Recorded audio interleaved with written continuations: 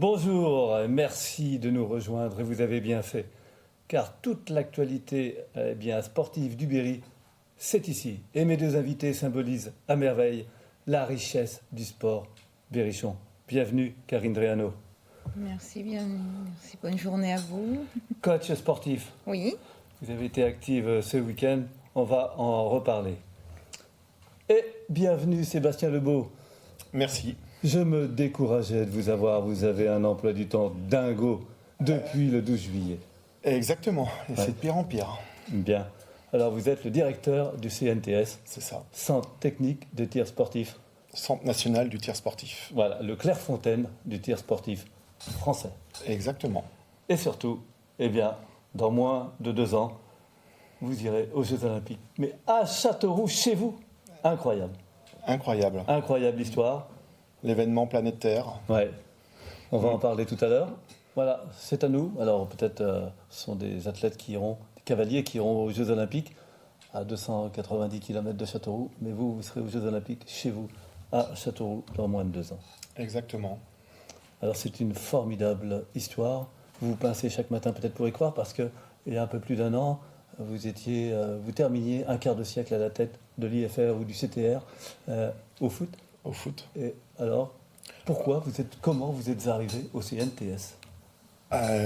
Tout simplement, une nouvelle aventure s'est présentée et proposée à moi en décembre 2020. Ouais.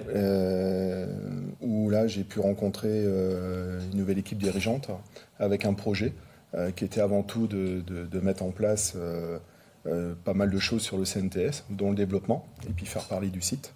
En aucun cas il y avait l'histoire des Jeux.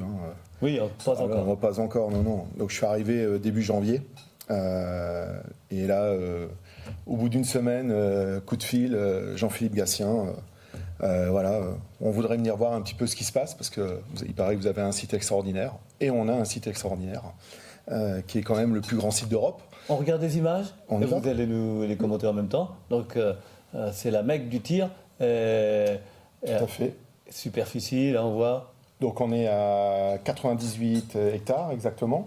Là vous êtes, ce qu'on a vu avant c'était les longues distances. Là on doit être sur le stand de 50 mètres, tir à carabine à 3 positions. Là, on est sur les fosses olympiques, dans lesquelles il va y avoir le ski et le plateau, où on a 5, mais ça sera surtout 3 qui sera utilisé, où il est prévu pas mal de travaux éphémères. Ouais. Et là, on a de grandes chances, puisqu'on a la chance d'avoir une championne du monde depuis la semaine dernière, qui s'appelle Carole Cormenier, et qui a gagné les quotas pour faire les Jeux. Très bien. Et qui vient s'entraîner 3 fois par semaine au CNTS. Ouais. Donc voilà, on se dit qu'on y est aussi pour un peu beaucoup, mais c'est surtout elle. Et puis voilà la structure où tout va avoir lieu avec le stand final à droite, le stand olympique 10, 25, 50 et les 5 fosses. Le stand final pour les finales, un investissement colossal, mais qui a fait la différence à l'arrivée. Tout à fait. Donc un investissement, on peut le dire. Oui, bien sûr. Oui. Donc c'est un investissement de 6 millions d'euros, généré la plupart par la Fédération française de tir et les licenciés, et une structure extraordinaire qui nous permet maintenant d'accueillir tous les événements internationaux et surtout derrière les Jeux, même s'il va falloir adapter parce que dedans c'est 800 places et ça suffit pas, il y a des quotas spécifiques, mais bon. On va reparler des aménagements, mais vous, franchement, alors vous n'êtes pas tireur. Ah non, pas du tout. Et j'ai pas encore touché une seule arme et j'ai pas tiré une seule fois. Donc, vous héritez d'une structure incroyable, la plus belle structure d'Europe. On demande d'abord de vos qualités qu'elles soient gestionnaires. J'imagine qu'on est venu me chercher déjà pas pour ça. Vos qualités de tireur. Ah non, ça voilà. C'est sûr que non. Donc vous avez une pression que vous aimez, mais indiscutable. Il faut faire tourner la boutique. Ah là, j'avoue que depuis quelques mois, ça devient très compliqué parce que c'est un raz-de-marée. On me l'avait signalé. Vous allez voir dès que les Jeux vont arriver, et c'est le cas, puisque bon, il y a les Jeux, mais il y a tous les à côté où il y a un gros travail avec la préfecture, Châteauroux Métropole, le département et la région, sur toute la partie sécurité, accueil des athlètes, ainsi de suite. Et après, il y a la partie Jeux réels où les stands sont à l'intérieur du CNTS. Où là, pratiquement tout est déjà prêt, mais il va y avoir quelques aménagements éphémères, et il y a un travail au quotidien avec une équipe à Paris, qui nous aident et nous, on les aide aussi sur la mise en place de tout le travail qui doit être fait pour accueillir correctement les athlètes. Alors, justement, pour accueillir ces athlètes, vous avez embauché? Comment ça se passe? Il y a du monde d'arrivée sur le site? Alors, il y a les jeux, mais il n'y a pas que les jeux. Il y a la structure, elle évolue. Ouais. Et avant tout, on a énormément de compétitions. À ce jour, on a une compétition on a un championnat d'Europe de bench press qui est de la longue distance. Tout au long de l'année, il y a énormément de compétitions dans lesquelles on reçoit aussi nos équipes de France pour se préparer. Là, ils se préparent pour aller au Caire sur un championnat du monde à partir de la semaine prochaine. Et donc, l'ouverture fait que cette structure vit tous les jours. Voilà. Ouais. Et ça, c'est important pour montrer que sur ce site, on peut faire beaucoup de choses. Ouais. On a du mal à imaginer, en fait, à y croire vraiment encore. C'est hallucinant. Ça arrive une fois dans une vie, et quand ça arrive, ça n'arrive jamais, ça. Ah mais j'aurais jamais pensé gérer un tel événement. En plus, j'ai la chance d'être vraiment au cœur des débats et d'être la personne. C'est moi qui suis en lien direct avec Paris 2024 sur la gestion du site. Hein. Ouais. Après, c'est Châteauroux Métropole qui est ville d'hôte et qui gère tout ce qui est autour, mais sur le site en lui-même, c'est. Ouais, vous avez Tony Estanguet de temps en temps au téléphone? Non. Là, je pense qu'il y a bien d'autres choses. Ouais. Mais nous, c'est vraiment la partie avec Jean-Philippe Gatien et toute son équipe. Un cahier des charges dingue. Monstrueux. Ouais. Et puis, il faut quand même mettre des choses en place, avoir du personnel. Donc, il y a des enjeux socio-économiques aussi importants. Là, on vient d'embaucher presque 10 personnes. Mm-hmm. Et ce qui est très intéressant, c'est que dans la discussion avec Paris 2024, on va pouvoir mettre tout le personnel du CNTS à disposition des Jeux. Donc, on va vraiment vivre les Jeux de l'intérieur. Quand ils vont venir prendre les commandes, c'est-à-dire à partir du 1er juin jusqu'au 30 septembre 2024, on sera avec eux et on va vivre pendant 4 mois à fond dans les Jeux. Ouais. Et puis alors, concernant les investissements pour les aménagements, alors, ça va survivre aux Jeux, évidemment. Vous allez entreprendre des chantiers pour l'hébergement qui devront rester après les Jeux? Tout à fait. Alors, il y avait déjà le projet de l'hébergement avant les Jeux, puisqu'il y a un besoin pour nos athlètes, nos compétitions. Et là, les Jeux ont fait qu'il a fallu accélérer un petit peu le projet. Donc, on est en cours d'échange, de projet avec l'AMO du CNTS et on avance sur un beau projet d'hébergement et de restauration. C'est-à-dire? On parle autour entre 80 et 100 chambres, dont la plupart PMR. Oui, adapté. Oui, parce que le paratir, c'est une activité essentielle aussi pour vous. On en voit. Il y a une répétition générale. Tout à fait, essentiel. Alors c'est une discipline importante au niveau de la fédération.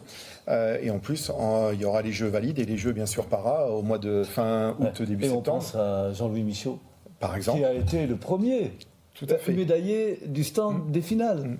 Et qui a gagné son quota pour participer aux Jeux. Ouais. Voilà. Ouais. Et une belle aventure quand on connaît l'histoire de... Donc l'hébergement va se faire où? Dans le CNTS, on sera sur notre foncier, oui, tout à fait. Ouais. Parce qu'il y a des bâtiments que vous allez rénover ou alors c'est... c'est une construction pure et dure. Ouais. Et là, on est déjà dans toutes les vérifications géotechniques, pyrotechniques. Ouais. Donc il y a un peu de bombes puisqu'on est sur un ancien site militaire. Ouais. Donc on va s'occuper de tout ça tranquillement au mois de novembre. Ouais.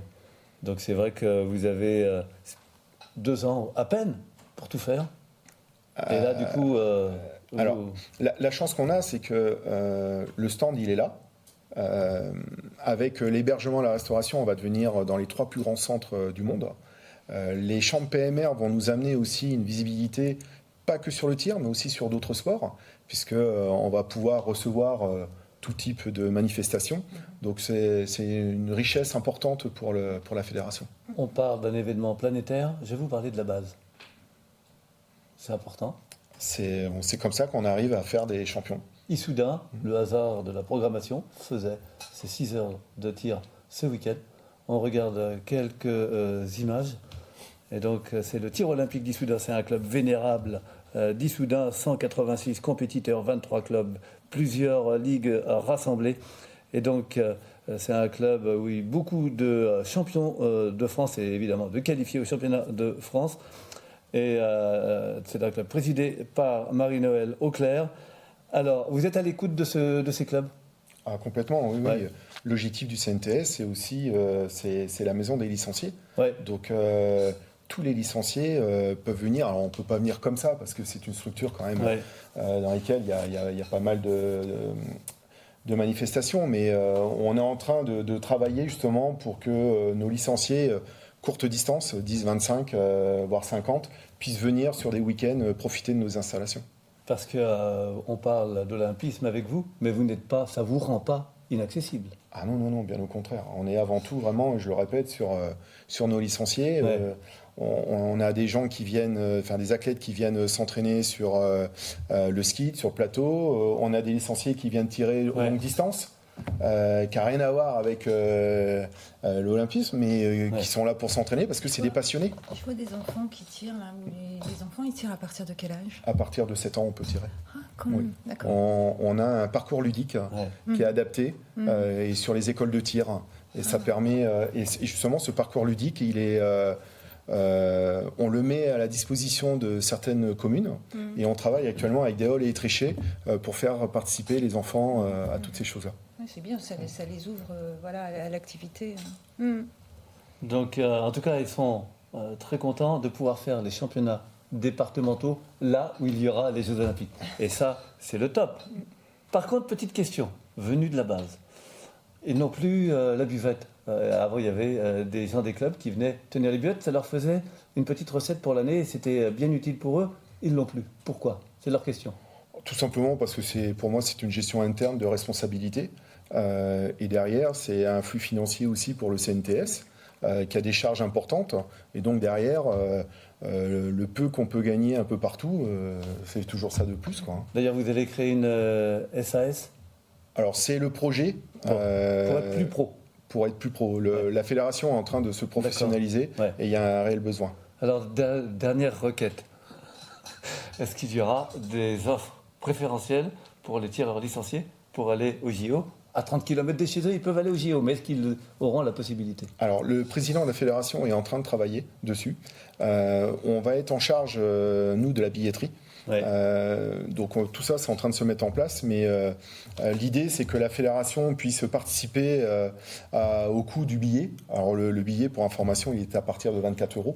On va voir sous quelle forme, mais c'est certes, vu que les licenciés participent et ont participé à la construction de ce site, c'est normal qu'il y ait un minimum de retour. Ouais. Bon, merci beaucoup.